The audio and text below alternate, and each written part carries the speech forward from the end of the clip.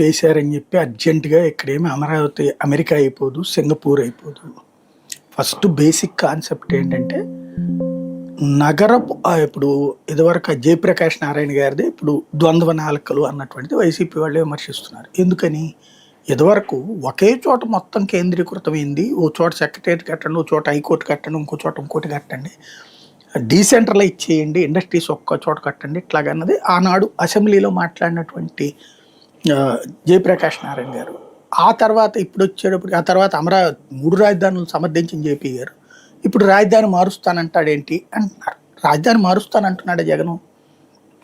వాస్తవంగా రాజధాని అప్పుడు చెప్పింది అయితే మాత్రం మార్చడమే, 3 రాజధానులు కాదు. ఆ రోజు నేను అప్పుడు మన డిబేట్లో కూడా చాలాసార్లు ప్రస్తావించాను. 3 రాజధానులు ఏం కాదు, అది కోర్టు ఉన్నంత మాత్రాన న్యాయ రాజధాని అయిపోదు, లేకపోతే అసెంబ్లీ ఉన్నంత మాత్రాన శాసన రాజధాని అయిపోదు. రాజధాని అనేటటువంటి ఇట్ ఈజ్ హెడ్ క్వార్టర్. ఆటోమేటిక్గా ముఖ్యమంత్రి ఎక్కడ ఉంటే కార్యకలాపాలన్నీ అక్కడి నుంచి నడుస్తాయి కాబట్టి అదే అవుతుంది. జగన్ చెప్తున్నది అడ్మినిస్ట్రేటివ్ క్యాపిటల్ అన్నటువంటి పేరుతో ప్రభుత్వాన్ని రాజధాని మారుస్తున్నాడు, అమరావతి నుంచి తీసుకెళ్ళి విశాఖపట్నానికి. నేను అప్పుడే ప్రస్తావించాను. ఇప్పుడు అదే ఒప్పుకుంటున్నారు కదా.